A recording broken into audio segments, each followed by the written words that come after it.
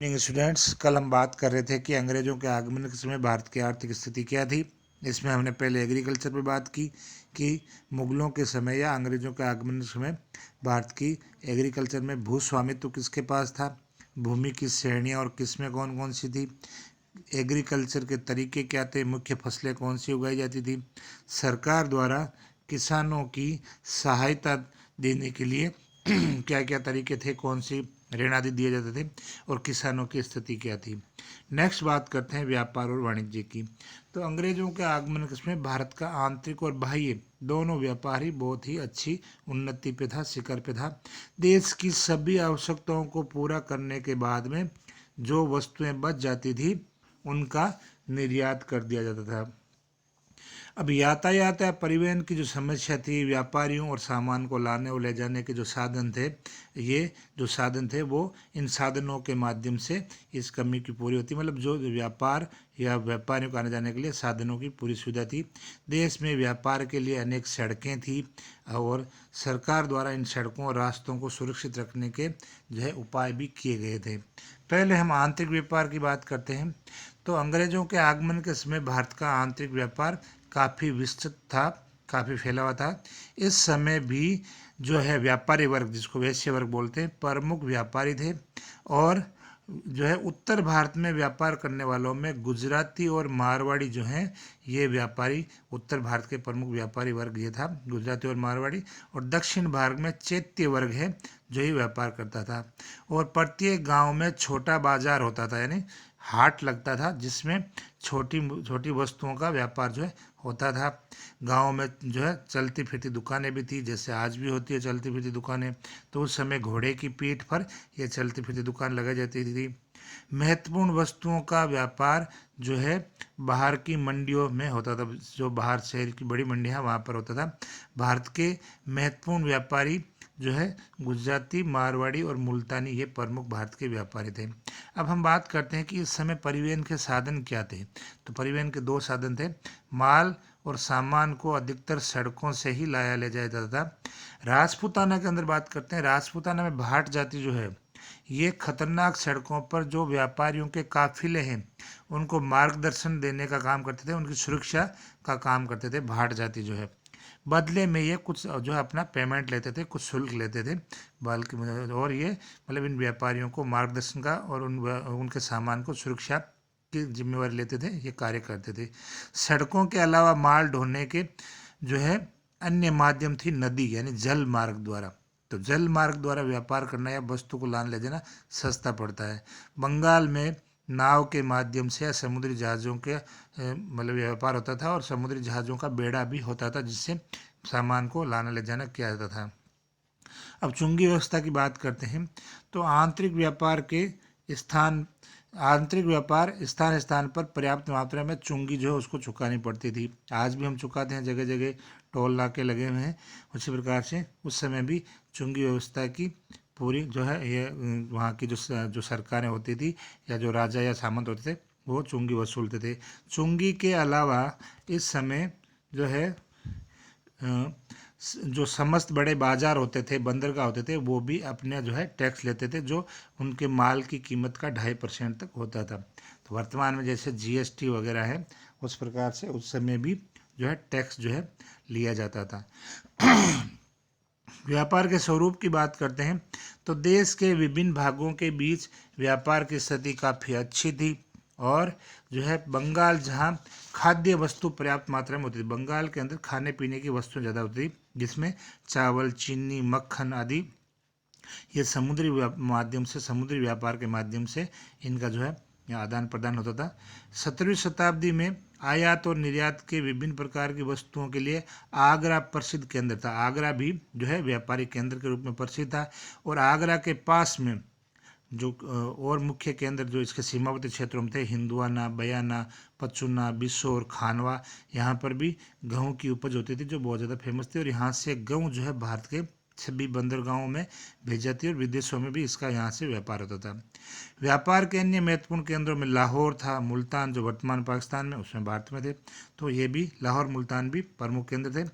वास्तव में काबुल, कंदार और फारस यानी ईरान से होने वाला समस्त स्थल व्यापार है जो इन्हीं शहरों से होता था, यानी काबुल, कंधार और जो ये लाहौर, मुल्तान, ये यहाँ से ये व्यापार जो है इन विदेशों के साथ होता था।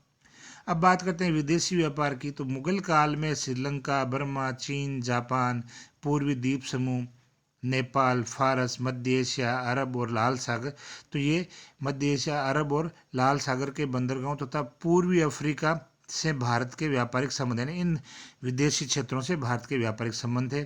भारत में कौन से बंदरगाह थे? कैम्बे, सूरत, भड़ोच, कालीकट, कोच्चिन, मछलीपट्टनम, सतगांव, ये सतगांव बांग्लादेश में आता है, सोनारगांव ये भी उधर है, चटगांव भी बांग्लादेश में है। ये प्रमुख उस समय के बंदरगाह थे भारत के, जो इन विदेशों से व्यापारिक संबंध बनाए हुए थे, इनसे व्यापार इन बंदरगाहों से होते थे। विदेशी व्यापार को अभी दो भागों में बांटा गया। पहला व्यापार वो जो समुद्री रास्ते से होता था, दूसरा व्यापार वो जो सीमावर्ती क्षेत्रों से जमीनी मार्ग द्वारा होता था। तो पहले हम समुद्री जो है मार्ग द्वारा होने वाले व्यापार की बात करते हैं, विदेशों से जो होता था। तो भारत को पश्चिमी देशों से मिलाने के दो मुख्य समुद्री मार्ग थे पश्चिम के देशों के साथ व्यापारियों को जोड़ने का। एक तो था फारस की खाड़ी वाला और दूसरा था लाल सागर। फारस की खाड़ी और लाल सागर जो आगे स्वेज नहर से होते हुए भूमध्य सागर से मिलता है। तो उस समय स्वेज नहर नहीं थी, लेकिन लाल सागर तक जाकर के फिर जमीनी रास्ते से फिर भूमध्य सागर से होते हुए माल ले जाते थे। तो ये दो रास्ते थे। तो लाल सागर वाला मार्ग जो वो कठिन था, यानी ये रास्ता व्यापारियों के लिए इतना आसान नहीं था। यहाँ पर व्यापार मतलब इस रास्ते पर चलना, इस रास्ते से होकर अपना माल ले जाना।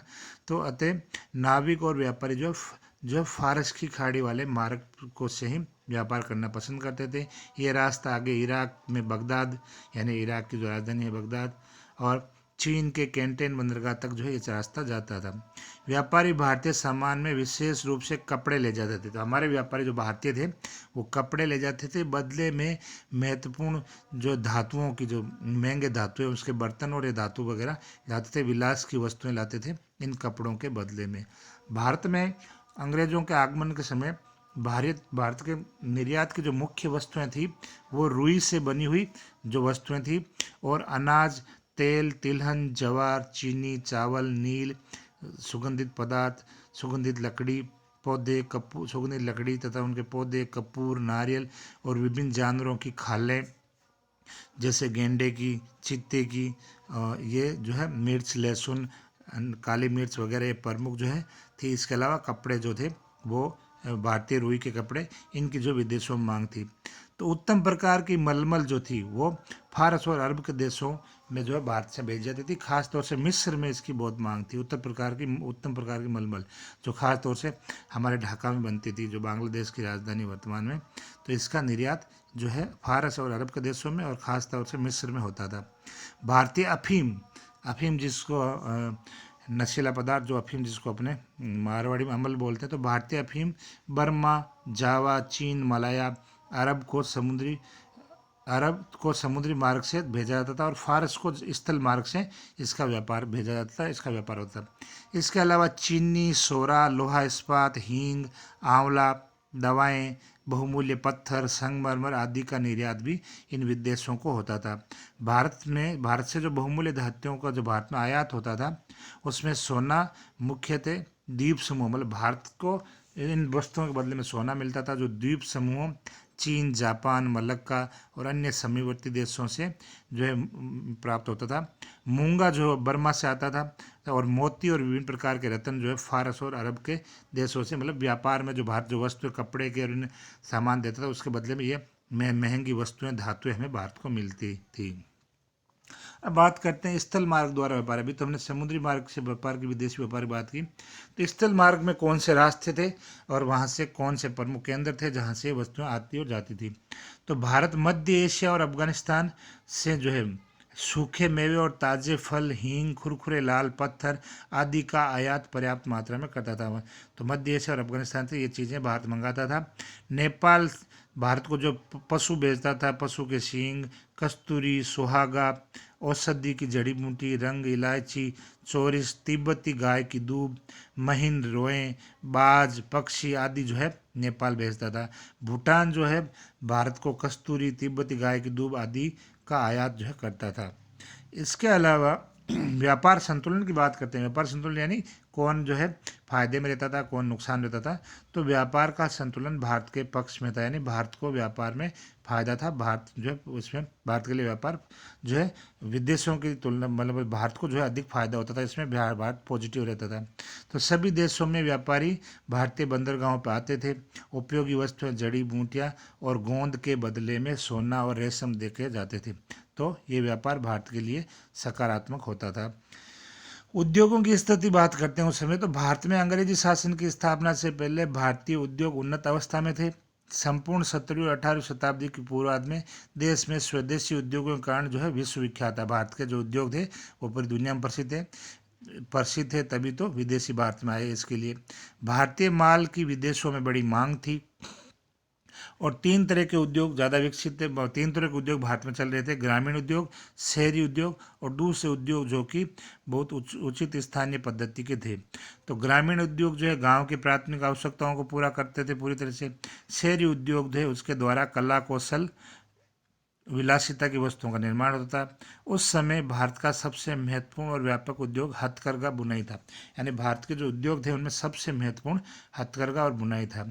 महीन से महीन जो कपड़े मलमल का कपड़ा है वो भारत का सबसे ज़्यादा प्रसिद्ध था। इसका मुख्य केंद्र जो है ढाका था। तो उस समय ढाका भारत में ही था। ढाका जो भारत का जो अभी वर्तमान बांग्लादेश की राजधानी है, तो ये मलमल के लिए ढाका बहुत प्रसिद्ध था। सूती वस्त्र के साथ साथ रेशम उद्योग भी इस समय काफ़ी उन्नत था और बनारस तथा आगरा वस्त्रों की कढ़ाई के लिए और तथा सबसे बढ़िया रेशमी वस्त्र उत्पादन के लिए प्रसिद्ध है। तो ये अपने तो भारत जो है प्राचीन काल से ही वस्त्र उद्योग से ही बहुत ज़्यादा अर्न करता रहा, इनकम करता रहा। तो यहाँ पर बताया गया है कि रेशम उद्योग काफ़ी उन्नत था। बनारस जो यूपी में है और आगरा भी यूपी में, यहाँ पर वस्त्रों की कढ़ाई करने का काम और सबसे बढ़िया रेशम उत्पादन का काम होता था। ऊनी वस्त्र उद्योग भी काफ़ी उन्नत था भारत में। अन्य उद्योगों में भवन निर्माण का काम, पत्थर व लकड़ी की नक्काशी, ईंट व चूना बनाने का काम, कागज बनाने का काम, चांदी के आभूषण, जवाहरात के कार्य, नमक नील उत्पादन, तांबा पीतल कांसा आदि वस्तुएं और बर्तन बनाने के उद्योग भी, मिट्टी के बर्तन, मूर्तियां, खिलौने बनाने के उद्योग भी विकसित है। ये उद्योग भी भारत में विकसित रूप में मौजूद थे। इनका भी हमारे व्यापार में स्थान था। ये वस्तुएं बनती थी, इनका आयात निर्यात होता था।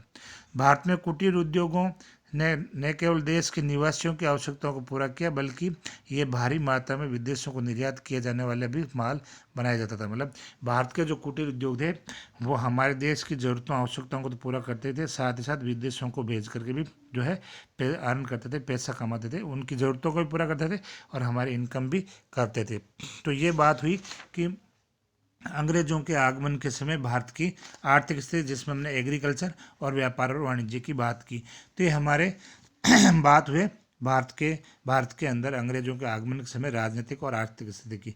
कल हम लेंगे बंगाल के अंदर ब्रिटिश सत्ता का प्रसार, जिसमें हम प्लासी और बक्सर के युद्ध को पढ़ेंगे। तो आज का टॉपिक यहीं तक।